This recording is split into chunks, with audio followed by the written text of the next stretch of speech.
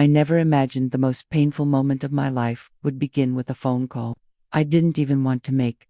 That Thursday morning in Willowridge, a quiet suburb where nothing dramatic ever happened, I woke up with a strange sense of unease. It was the kind of heaviness you feel right before a storm. The kind that warns you something in your life is about to shift forever. I tried brushing it off as nerves. After all, I was calling my son, Evan, to ask the simplest question a mother could ask. "Sweetheart, have you two picked a date for the wedding?" I dialed the number, expecting excitement, or at least warmth in his voice. Instead, I heard a voice I wasn't prepared for. Not Evan's single quotes as Marissa, his fiancée, no, his wife, though I didn't know that yet, answered the phone with a tone so sharp it could split stone. "Oh, Helen, you didn't hear. We already got married yesterday." I froze. Before I could breathe, she added, "We only invited special people." Those words, special people, sliced right through me. They weren't even whispered, she said them, with a rehearsed sweetness, as if she enjoyed delivering the blow. I stood in my own living room, the same room where Evan learned to walk, where he studied for exams, where he cried after breakups. Yet suddenly, I felt like an outsider in my own life. The soft blue phone in my hand suddenly weighed 1,000 pounds. Special people. The phrase echoed in my skull, like a cruel joke. Was I not special enough? After everything, after paying 3 years of their rent, after buying all their furniture, after filling their fridge every time they fell short, after giving Marissa $900 last month for personal expenses, after saving $1,000 as a wedding gift, after helping buy her white gown, after spending $230 on a dress for their wedding, a wedding I wasn't even invited to. I tried to focus on Evan's voice when he finally came on the line. "Mom." It was a small ceremony, really intimate, just us and the witnesses.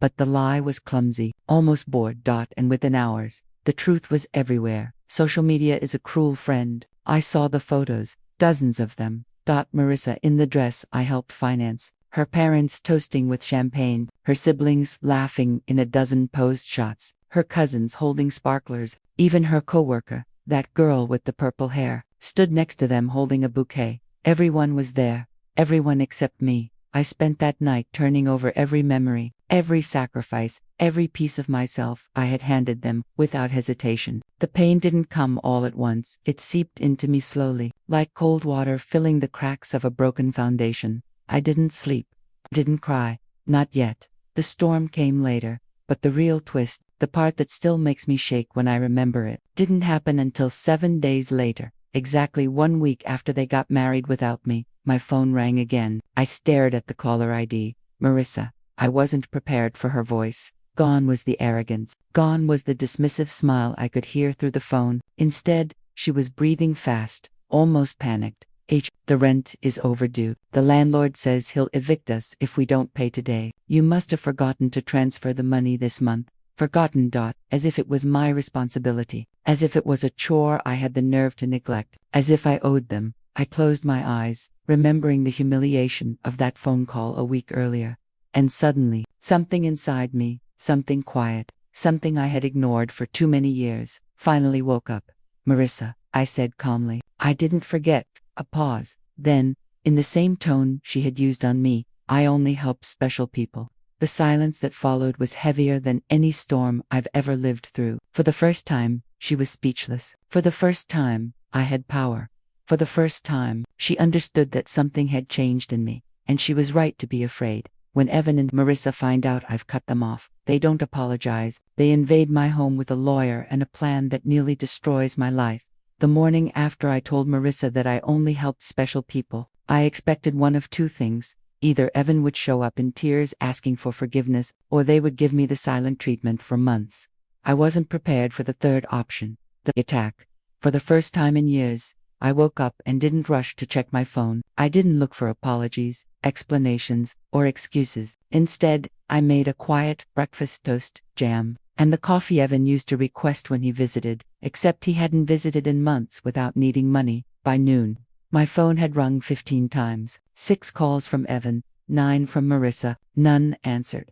I didn't know it then, but while I enjoyed 1 hour of peace, they were busy planning something vile. It started with the sound of car doors slamming. Multiple doors. I looked out the window and saw 3 cars parked in front of my home in Willow Ridge: Evan's rusty sedan, Marissa's silver SUV, and a black Audi I didn't recognize. My chest tightened. Why were there 3 cars? Who was the third? Before I could react, I saw silhouettes moving inside my house. Inside. They had let themselves in. My world tilted. I had given Evan a spare key years ago in case of emergencies. I never thought I would become the emergency they'd exploit. I opened the front door slowly.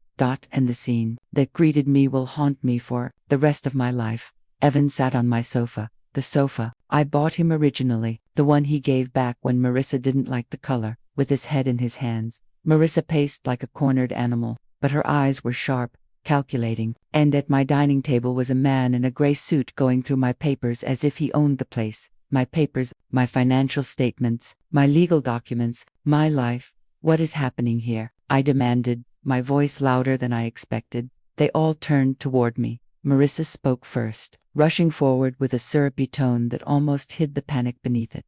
Helen, thank goodness you're home. We were worried. We brought Mr. Denton. He's from a family law firm. Family law. My blood went cold. For my situation, she added, as if I should be grateful. My situation. I repeated, what situation? I'm perfectly fine.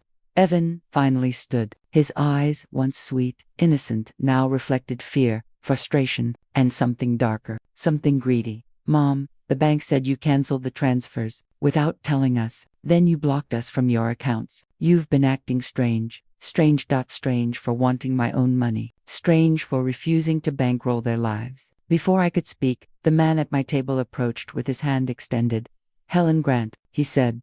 I'm Attorney Denton. Your children asked me to evaluate whether you may need assistance managing your affairs. I didn't shake his hand. Instead, I gathered my documents from the table, my hands trembling not from fear but fury. You had no right to touch my private information. Marissa stepped closer, trying to soften her expression into something gentle. It looked twisted instead. Helen, sweetheart, we're just trying to help. You haven't been yourself. Cutting off support so suddenly isn't normal. At your age, confusion happens. Confusion, that single word was the spark. I suddenly understood the black Audi, the lawyer, the panic, all of it. They weren't here to apologize. They weren't here to understand. They were here to take control, to claim I was mentally incompetent, to gain access to my accounts, to own what wasn't theirs. I took a step back to steady my breathing. I am not confused, I said, each word crystalline and sharp. And you are leaving, all of you. Denton raised a hand calmly. Helen, financial guardianship is a normal process. If your children believe, my children, I interrupted, are trying to steal from me. His expression flickered. He wasn't expecting resistance. Marissa's mask finally slipped. Her eyes hardened. You can't do this, Helen. You've always supported us. We counted on that. There it was. Not love, not family, dependence, entitlement. Evan stepped closer, desperation in his voice. Mom, if you stop helping us, we lose everything. Our apartment, our car, our bills. That sounds like a job problem, not a mother problem, I said quietly. Something snapped behind Evan's eyes. Something ugly. Attorney Denton cleared his throat. We've already prepared the paperwork for temporary financial guardianship. It requires only your signature. I laughed, an unhinged, cold laugh that startled even me. I walked past him, picked up the paperwork, and dropped it straight into the trash. Marissa gasped. You can't just throw away our future. It was never your future, I said. At that moment, I saw it clearly. Their fear wasn't about losing me. They feared losing access to my bank account, to my retirement, to the life they built with my money. And when fear mixes with entitlement, people can become monsters. They don't leave quietly. In fact, Evan threatened something I never imagined my own son would say, and it pushes them to take a devastating next step. For a moment, no one moved. The paperwork I'd thrown in the trash lay half buried under last night's mail. But the sound it made, that soft, dismissive thud, might as well have been an explosion. Marissa stood frozen, eyes wide with outrage. Attorney Denton stiffened, recalculating his approach, and Evan gave me a look I still cannot forget.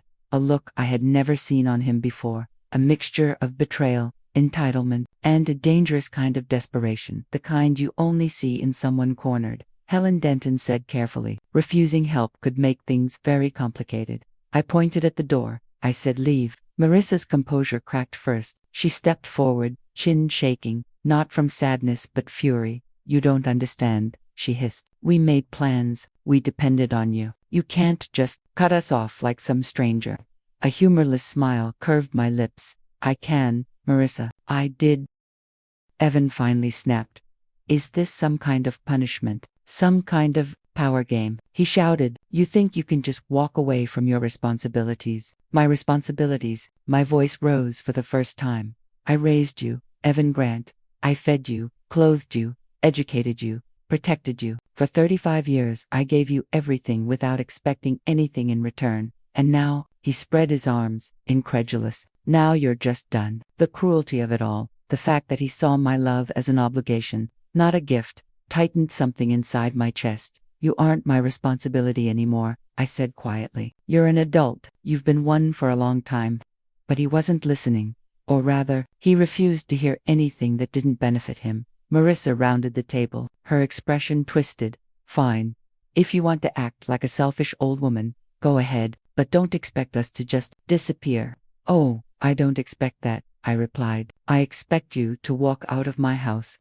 But Evan didn't move, not an inch. He walked toward me slowly, the way someone inches toward a door before slamming it shut. Then, in a low voice, almost a whisper, he said words that pierced me far deeper than any physical blade could have. Mom, this is going to end very badly for you, and you'll have no one left when you need help the most.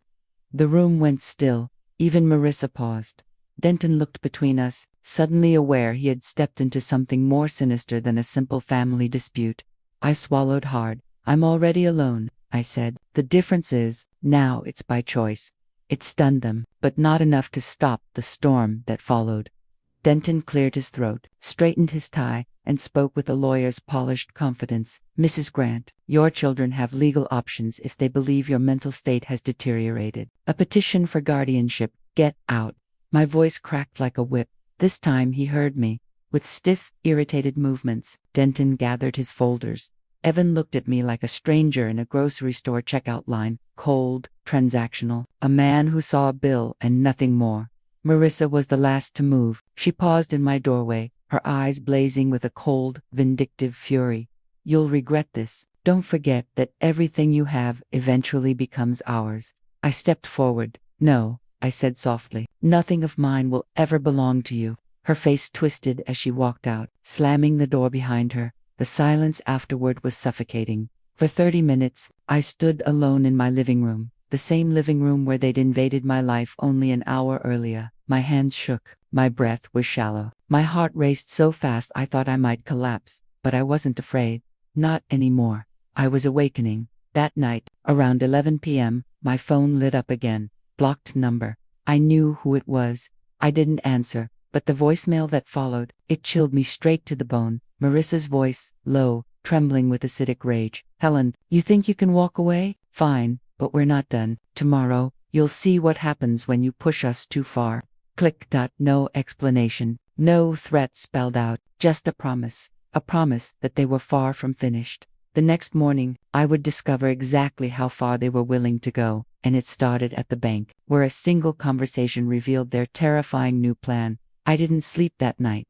How could I? Every time I closed my eyes, I saw Evan's expression, cold, desperate, determined, and Marissa's warning echoed in my skull. Tomorrow, you'll see what happens when you push us too far. By sunrise, I felt hollow, not broken, just emptied of the illusions I had clung to for years. I brewed coffee, strong, bitter, and sat at the kitchen table where I'd balanced Evan's bills 100 times. But today, I wasn't doing math for them, I was doing it for me. Rent, I paid $21,600 over 3 years. Groceries, maybe $7,000. Furniture repairs, emergencies, surprises. It added up to more than $34,000.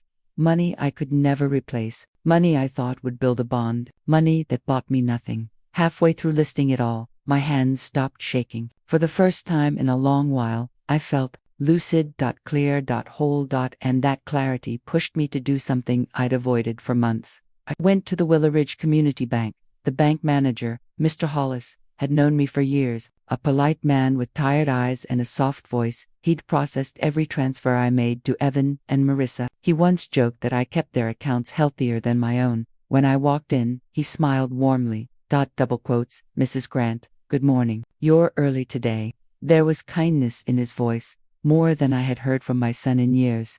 I stepped into his office and closed the door. I need to cancel all automatic transfers, I said. Every one of them, effective immediately. He blinked, stunned. All of them, including the rent for your son and his wife. Yes. He typed something into his computer but hesitated before pressing the final key.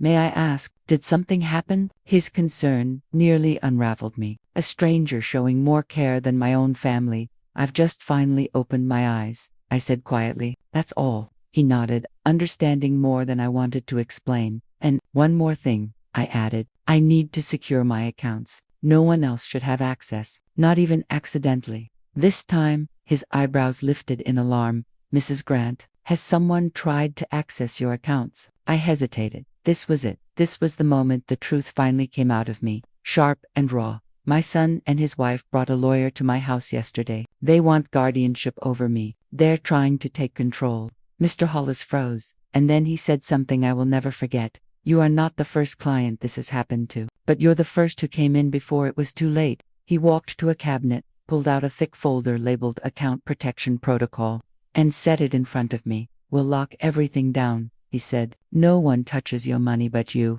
As he typed, I sat in silence, until my phone buzzed in my purse. Evan. Again. I let it ring. Then Marissa, then a blocked number. Mr. Hollis glanced up. Persistent, aren't they? You have no idea. When the process was finished, he slid a packet of documents across the desk. All transfers cancelled, all external access revoked, and I've added additional verification layers. No one will be able to impersonate you. Even his tone had changed, a protective edge in it now. As I signed the last page, my phone buzzed again. A text from Evan. Mom, we went to the bank. They said you cut us off. You need to call us now. This is serious. I deleted it. Another text followed immediately. If you don't respond, we'll have to take steps. We're worried about your mind. There it was, their new tactic. Not just manipulation, not just guilt, but mental incompetence. The word tasted like poison. I left the bank feeling lighter than air, lighter than I'd felt in years. But when I pulled into my driveway, that lightness shattered instantly. 3 cars again. Evan's, Marissa's, the black Audi. They were waiting, inside my own home. Through the window, I saw movement. More than 2 people this time. They weren't done. Not even close. My hands tightened around the steering wheel as a cold realization washed over me. Marissa's threat was already in motion. When I opened my front door, I find a stranger going through my personal documents. This time not a lawyer hired by Evan, but someone far more dangerous. A government social worker acting on a false report filed against me. For a long moment, I just sat in my car, frozen. 3 cars in my driveway, shadows moving behind my curtains, voices, unfamiliar ones, drifting from inside my home. Marissa's warning from the night before struck me like a hammer. Tomorrow, you'll see what happens when you push us too far. I should have driven away. I should have called the police. But this was my home, my sanctuary. So I got out of the car, walked up the front steps, and pushed the door open. I expected Evan. I expected Marissa. I even expected that smug lawyer, Denton. But the first person I saw was none of them. A woman I had never seen before stood in my living room, holding my medical paperwork, squinting at it as if looking for something to confirm her suspicions. She was in her mid-40s, hair in a tight bun, wearing a navy blazer with a badge, clipped to the pocket. Her presence didn't feel accidental. She looked up sharply the moment she noticed me. Mrs. Grant, she said. I need to speak with you immediately.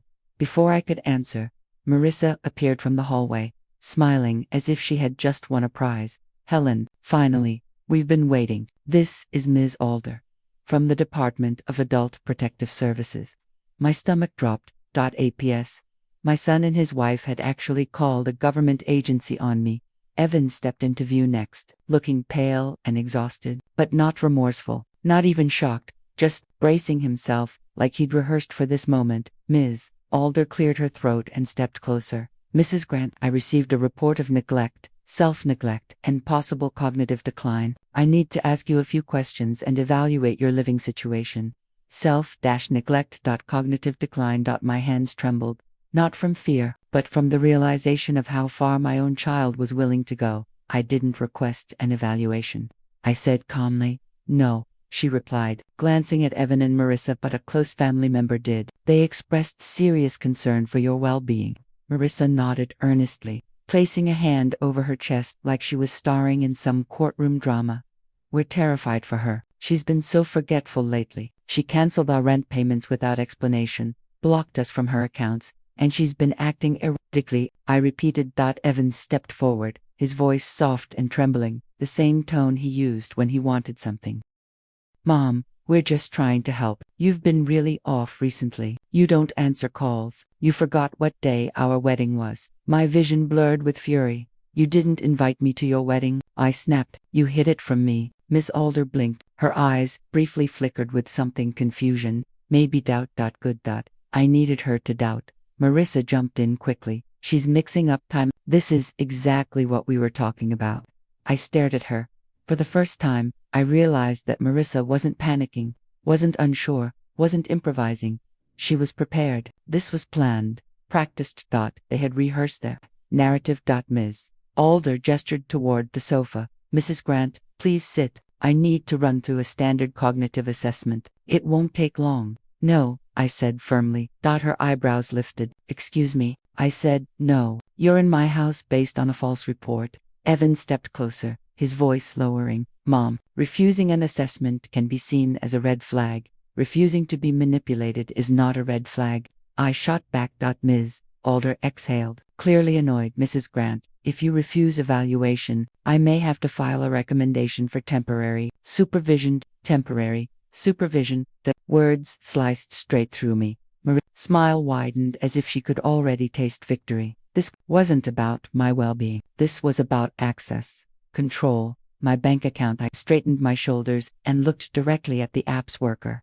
You want to assess me? Fine. Let's start with a simple question. She paused. All right. I pointed toward Marissa. Does that look like someone genuinely concerned for my well-being, or someone who's terrified her financial pipeline just dried up? Miss Alder glanced at Marissa. Something changed in the room. A crack in the polished narrative they'd crafted. Evan flinched. Marissa's face twisted, but Ms. Alder's expression sharpened, studying them, reassessing everything she'd been told, and then I added the sentence that broke their perfect little plan in half.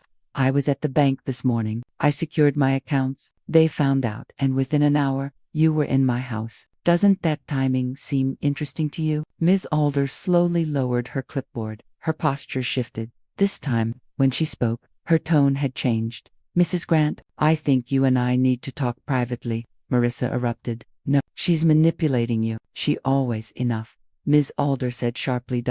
And just like that, the power in the room shifted. Away from them, back to me. But the moment Ms. Alder asks to speak with me alone, Marissa makes a desperate move, a move that finally reveals the full extent of their plan, and the danger I'm truly in.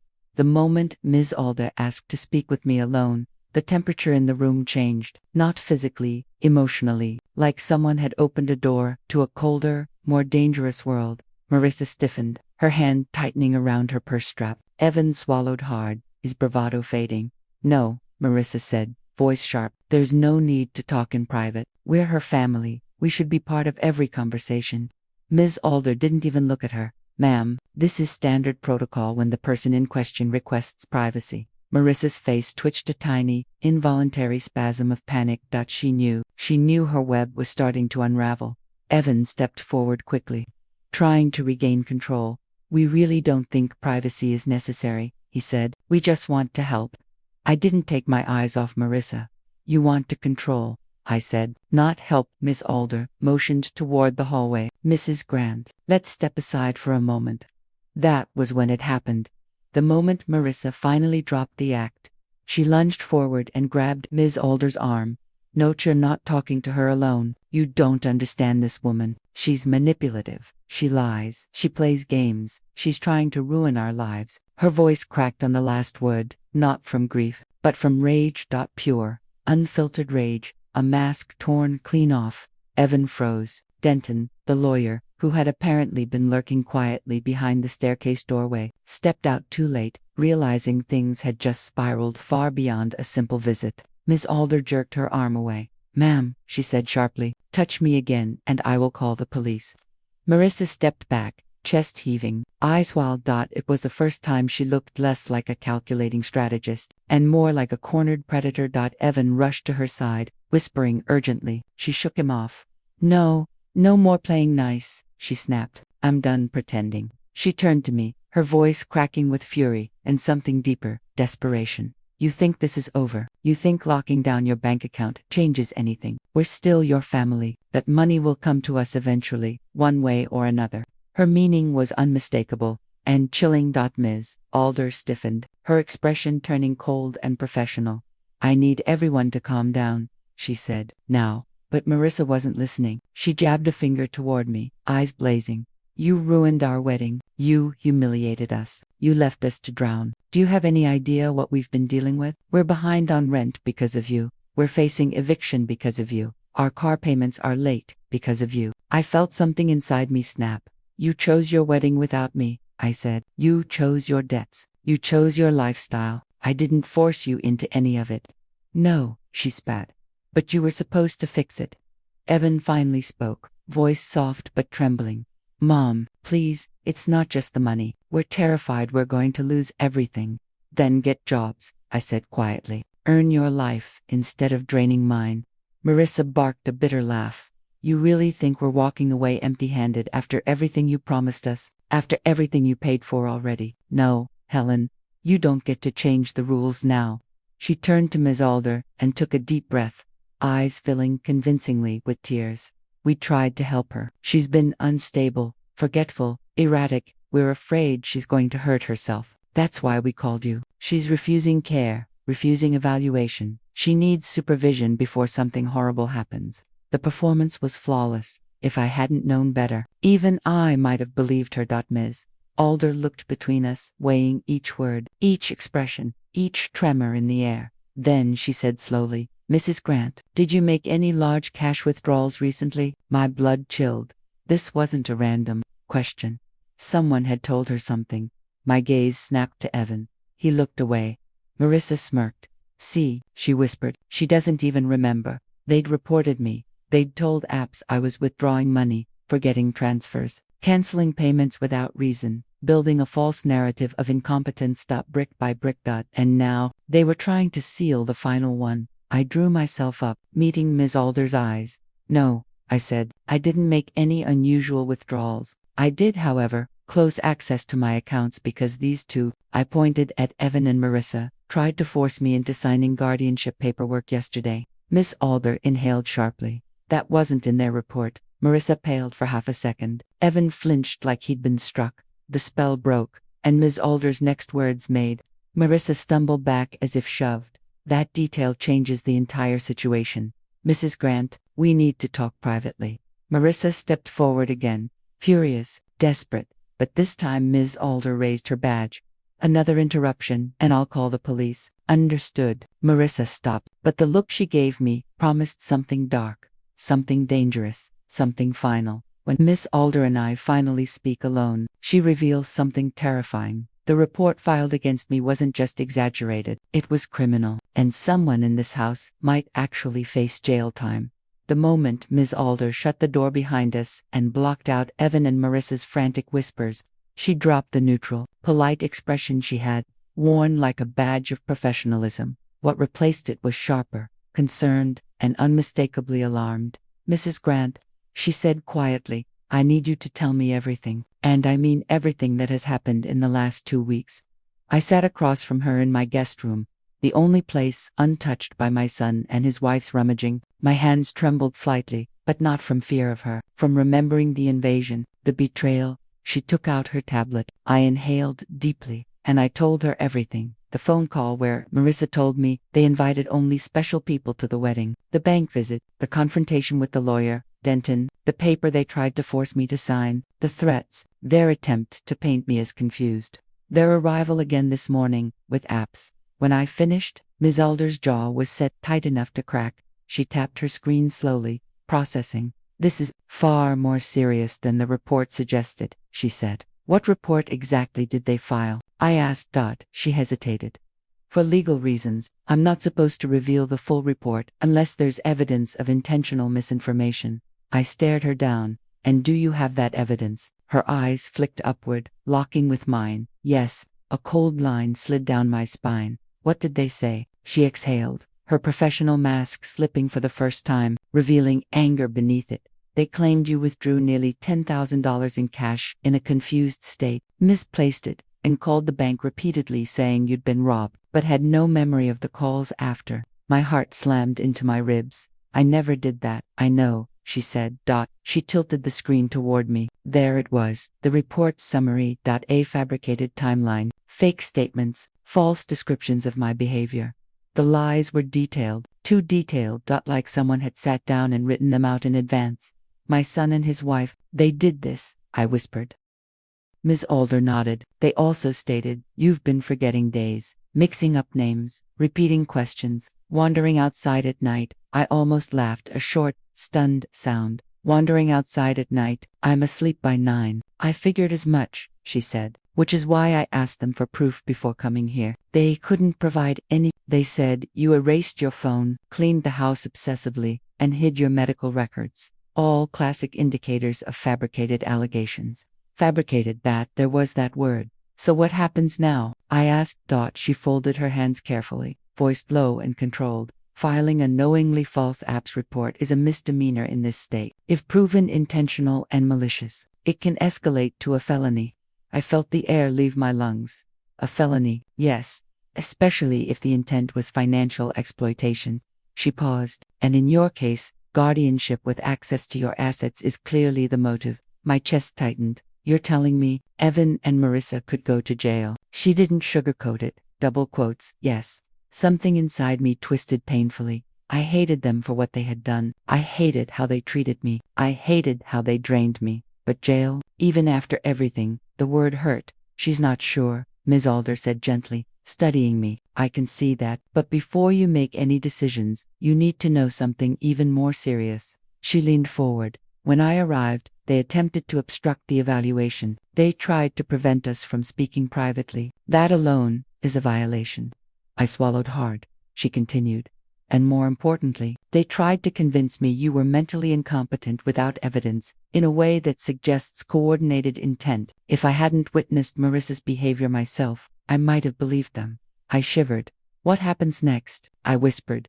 That depends on you, she said. I can file an investigation on your behalf, or I can file a protective order, or both. My hands tightened in my lap.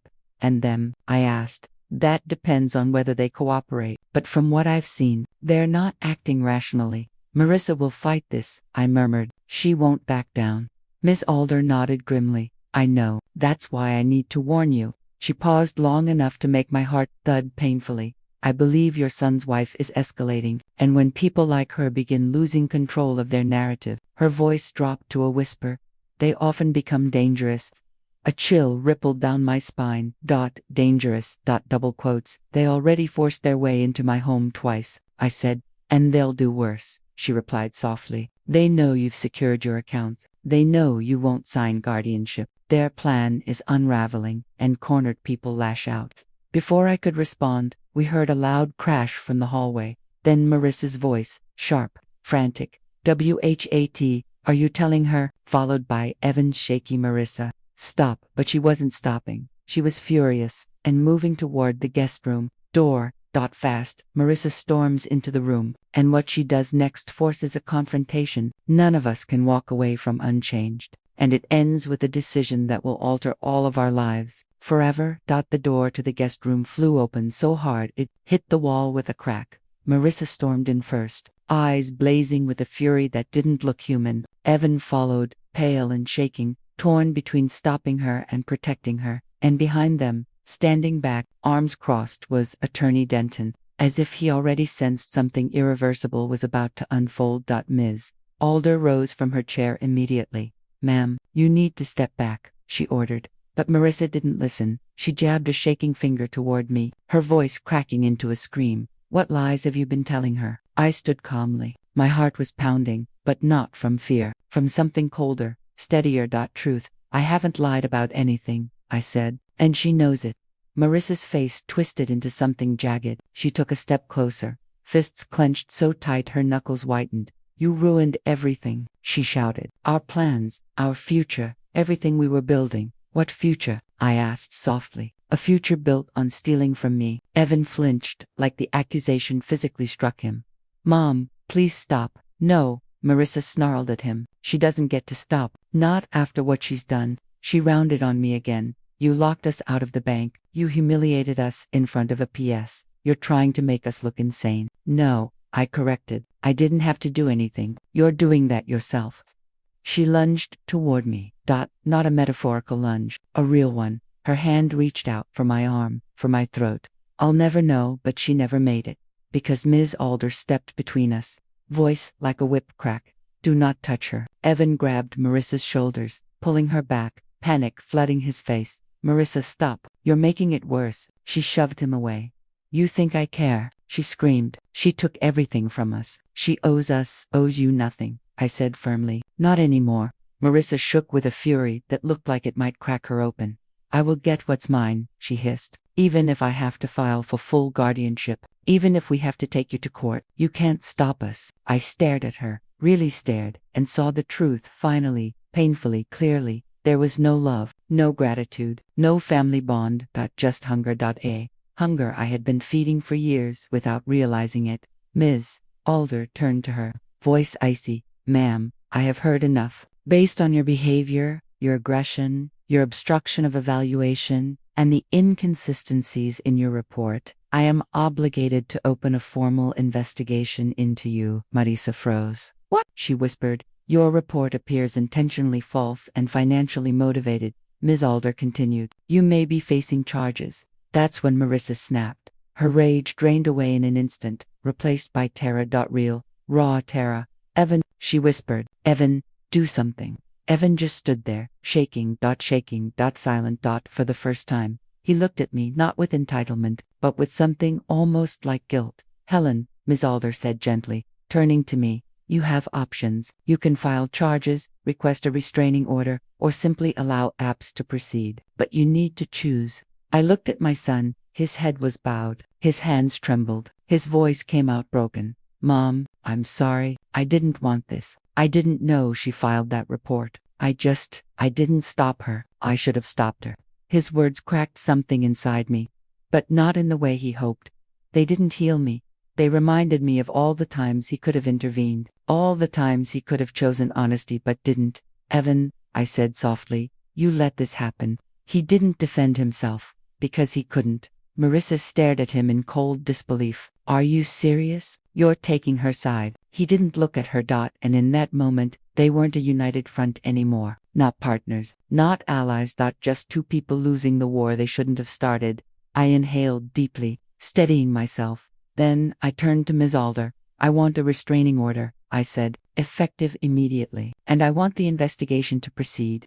Marissa gasped, a sharp, strangled sound. Evan closed his eyes. Denton exhaled, defeated. Ms. Alder nodded firmly. I'll file everything today. Silence hung in the air, thick, final. Marissa was the first to break it. You'll regret this, she whispered. You'll die alone.